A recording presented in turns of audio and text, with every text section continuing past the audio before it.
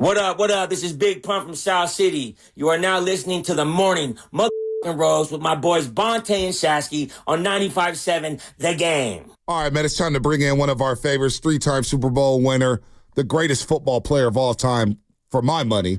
Better than any quarterback, any lineman, anybody. It's the GOAT.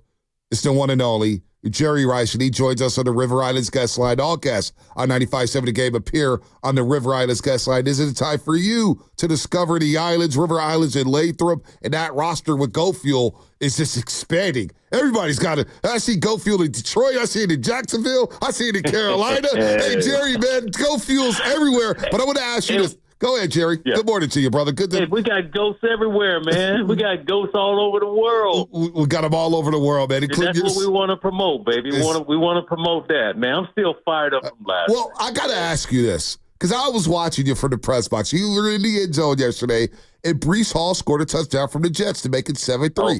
And he throws a football. He throws a football into the wall, and he starts chirping. And I saw somebody throw some popcorn, but I saw Jerry pointing at Breece Hall like, are you talking? It looked like you were ready to go strap it up, put on the uniform, and go out there and play and go out there and smack Breece Hall. What happened to that situation right there? Man, you don't come into Levi Stadium and try to talk noise at us, man. And he's going to throw the ball into the wall. I wish he had came over by me. I was waiting. I thought about jumping over that wall, man, because I wanted a piece of him. I really did. I was so fired up. It's Monday Night Football. You want to make a statement, and you think you're going to come into our house and you're going to do that? Then popcorn came flying, right, from everywhere. Jerry was just pointing, Shasky. He's pointing at Breece like, who you talking to? Homie, get back here. You're a New York Jet. This is Levi's Stadium. And they really didn't do anything after that moment, Jerry. It was all Niners as they scored on 8 consecutive possessions yesterday against the Jets to start the season 1-0. Yeah, man, and the thing is, man, oh my God, to see Jordan Madison to run that rock the way he did, I mean, it was like, man, it was like, okay, we're just going to just run it straight at you, stop us. And this guy, man, with his frame and all of that, he's able to dish out punishment. And, but, hey, guys, I got to take you guys here because it's just been a crazy weekend, okay?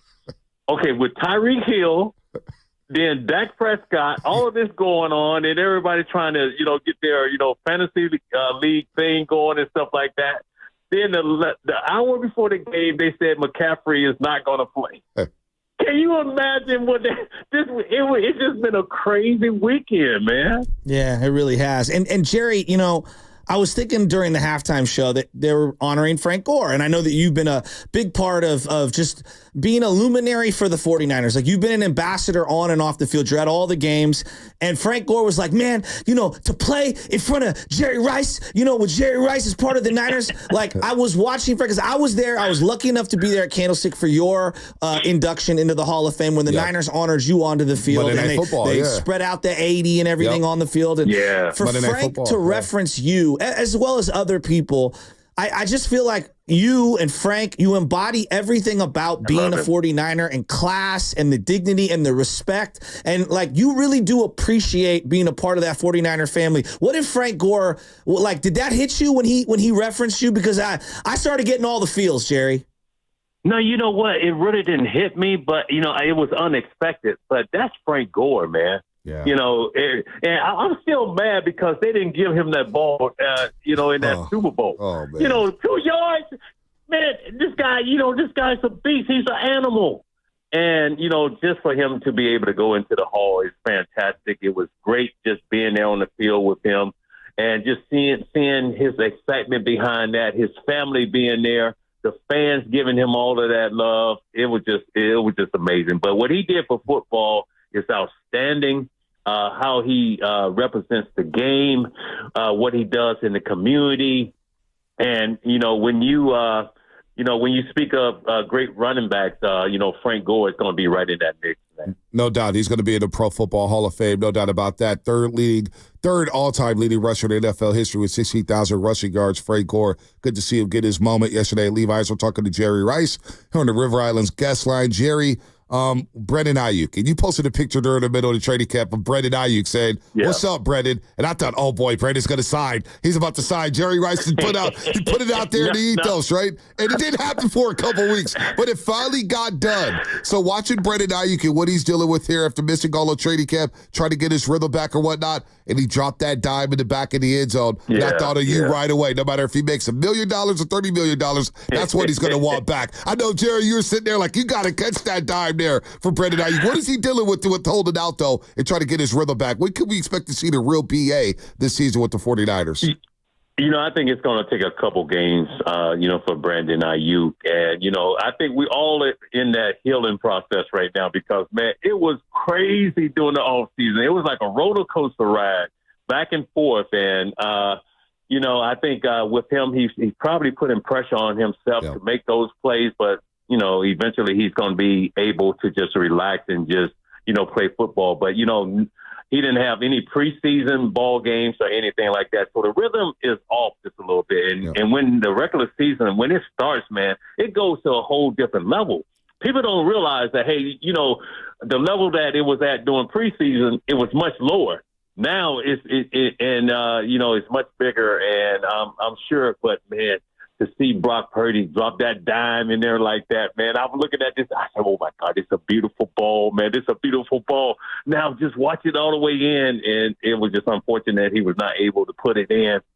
But I think his rhythm is going to come, and it was more of a, I guess they wanted to run the ball, pound the ball, this ball game, and I'm thinking about that passing game is going to get together next week, against the Vikings. Yeah, I'm with you on that. And I thought Brock is just in complete command of this offense and understands where everyone's supposed to be. You see him telling Saubert where to line up pre-snap. Yeah. He just throws such a beautiful ball. I think his intermediate vision on when a guy's going to break and understanding of how to throw into certain windows is so underrated.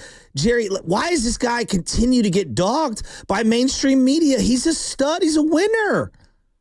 Yeah, he's the winner, man, and I don't know why. I don't know why they keep dogging him, but, he was 19 for 29, 231 yards. He didn't throw a touchdown or anything like that, but, he demands respect in the huddle. He's not going to hold on to the football. The anticipation, you can tell when Jennings and Ayuk, Deebo Samuel, George Kittle, when they come out of their cut, the ball is already in the air. So I don't know why, but he's just gonna keep doing this thing. He's Brock Purdy. He was Mr. Irrelevant. Now he's relevant, and he's gonna prove to the world, hey, look, I'm that quality quarterback, and I'm gonna take this team back to the Super Bowl. No doubt, they held the ball for 38 minutes. And 40 seconds last night against the New York Jets. They dominated, got the 37 carries. We're talking to the GOAT, Mr. Jerry Rice himself. You know what I was fired up about, though? Go ahead, Jerry. This one reporter just kept asking me about Aaron Rodgers, man. He said, what is Aaron Rodgers going to do tonight? I said, do you know where you at? Do you know where you at? You know what, Jerry? It feels like these reporters or people were trying to test you. We saw what happened in Lake Tahoe. People talking Chiefs. People talking Kansas City, and you had to let them know right away. It's like, you want to try me? Try me then. Like, I've talked to you, Jerry Rice, before. I asked you, I don't know if you remember this. We were at a golf tournament, and I go, Jerry, you think you can run around against me right now? And you looked at me, and you poked me in my chest and said, homie, I'll run right through you. I'll take your soul. So from that was like a decade ago. So when the guys in Tahoe and Edwin tried you, Jerry, and then you got a reporter telling you about Aaron Rodgers, I think they forgot who you were. I'm like, are you serious right now? Look around this stadium right now. What do you see? You see faithfuls. I'm not, it's great seeing Aaron Rodgers back on the football field. But it's all about, I'm bleeding 49ers all the way, man. And we're going to go win this thing this year. We're going to take the whole thing. Feels like and, and the thing is, but people are not talking about us. Mm-mm. They're not talking about us right now. So, we'll just take that professional approach and just win, football games and get into the playoffs and get back to the Super Bowl and kick that door in. Did you ever have a ankle calf injury like that McCaffrey? How'd you deal with it? I had an ankle, and I had an ankle my first Super Bowl that I was going into, and I was unsure, man. I was really unsure because what happens when you got a sprain or something like that? You can go into the ball game, you can feel really good, but then, after making so many cuts and running on that ankle and stuff like that, it's finally going to give way, man, and you can end up injuring yourself more. But, I never have had a calf or anything like that. And what they're saying that, with the calf muscle, it's starting to trickle down into his Achilles. Now, that's a problem right there. That's a big problem, and so we want to try to get him as healthy as possible. But I think with the way Jordan Madison is running that rock right now, baby, Yeah. hey, don't rush him back. Don't rush him. When he's ready, McCaffrey's gonna let you know. But Madison is he's excited about his opportunity, man. Yeah, 2 games on turf the next 2 weeks against the Vikings and Rams. Slow down McCaffrey. Don't need him quite yet here. But you play with a lot of great linebackers, Jerry, because obviously those teams that you played on had great defenses. Yeah. And you play with a lot of great linebackers. Fred Warner, setting the tone. Last year, Jerry, it was Pittsburgh when he knocked out Najee Harris on the first possession and popped him, and it was like, yeah, this game's over. Pittsburgh's got no shot. And then yesterday, he's forcing a fumble with Breece Hall. What is it like to be a teammate with a great linebacker like that, knowing that on the defensive side of football, I have a tone setter who's going to make everything okay in the run game or the pass game? I was watching that defense yesterday. We were able to put pressure on Aaron Rodgers, from that front line. And then to watch Fred Warner just flying all over the place. He was like a madman. I think he was just so excited to get the regular season going. But it's great when you have players like that that's going to set the standard. Because I remember when we had Ronnie Lott back in the day, and we have had exceptional linebackers too. And those guys just wanted somehow to be around that football and just cause havoc and make things happen. And, I think Fred Warner is that type of guy. And I think, he's feel like he's that leader on that defense, and he's going to set the standard. Jerry, it feels like Debo came into camp motivated to prove everybody that, I'm going to be in the best shape of my life, and I'm going to be an absolute factor and a force all year. Was there ever a point in your career? I mean, I know you had the injury and you came back just better than ever. But was there ever a point in your year where you felt that you had to prove it year in, year out? Or was there one in particular season that stuck out above the rest? Because it feels like he heard all of the critics from the Super Bowl and he's out to shut them up. Hey, guys, I'm going to tell you, I felt I had to prove it every year. That was my attitude.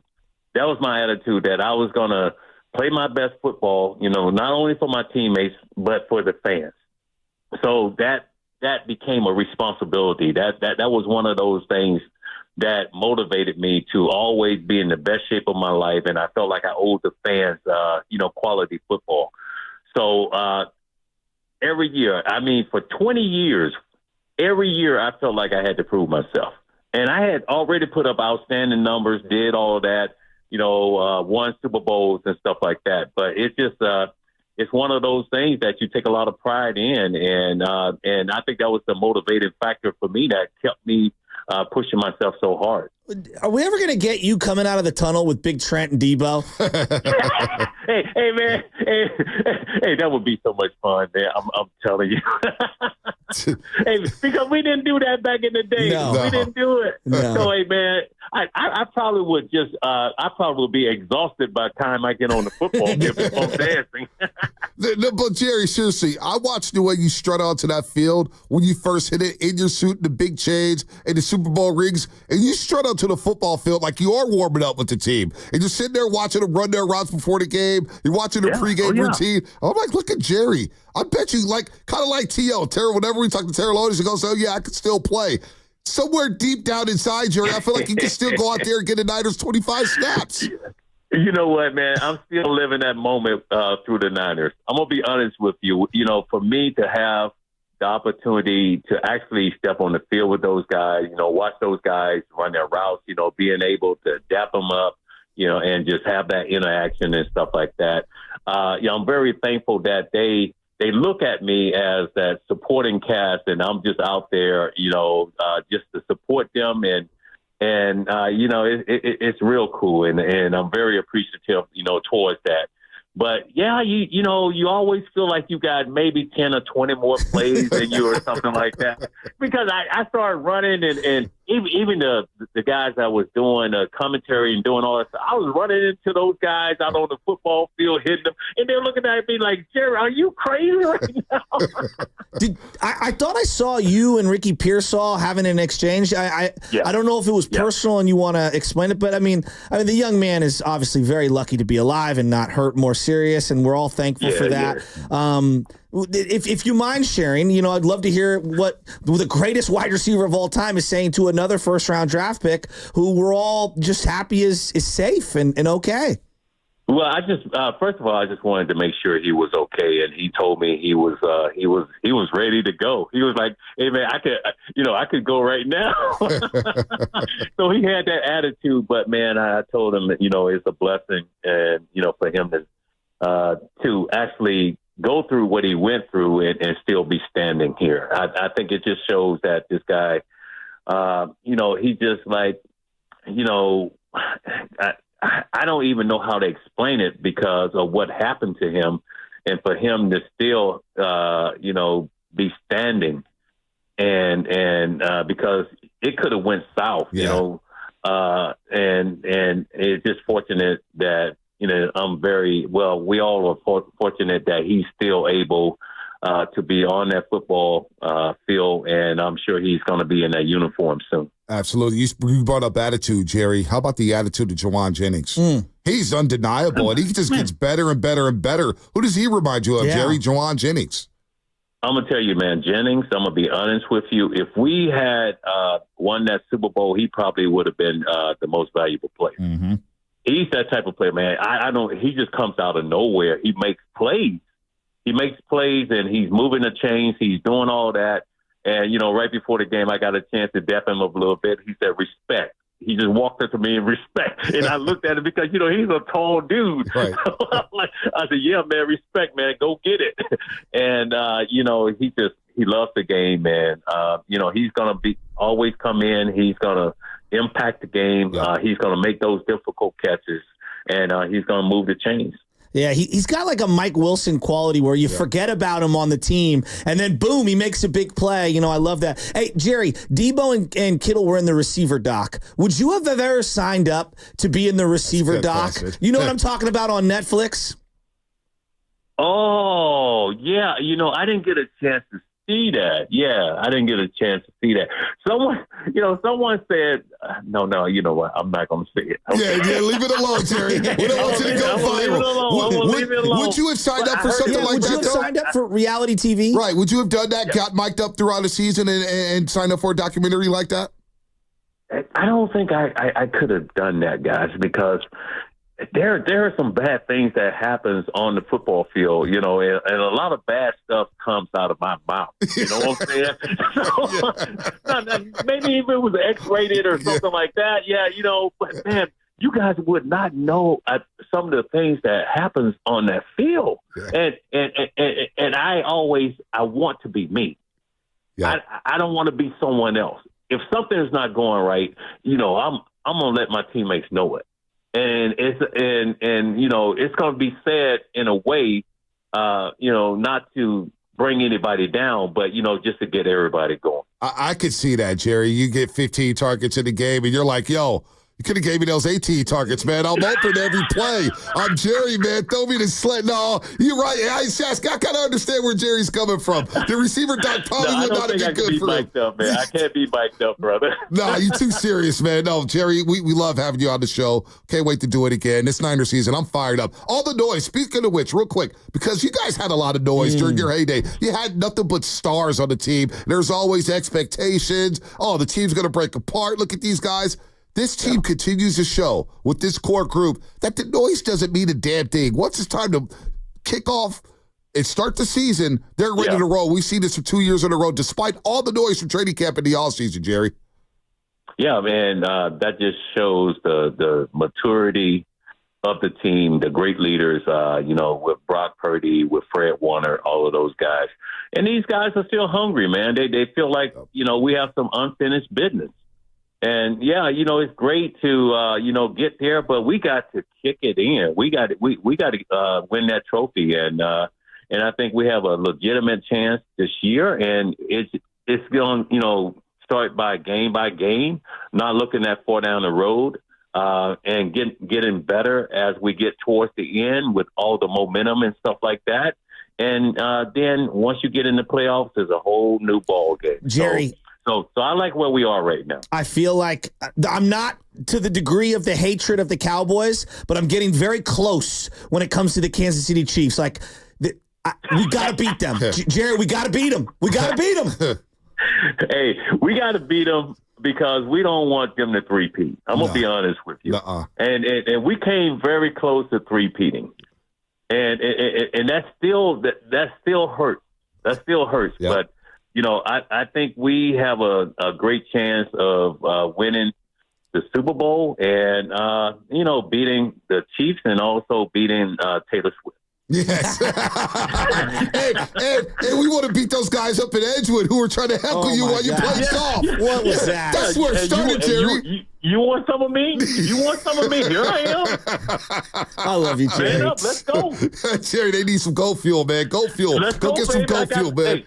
Hey, look, I got my Go Fuel. I'm good. I'm good to go, man. You stay charged up, Jerry. You stay charged. And congratulations, too, with your son making his debut, man, with the Chargers. That's pretty cool, man. Yeah. To be a father and probably have your son in the NFL. I know you feel proud.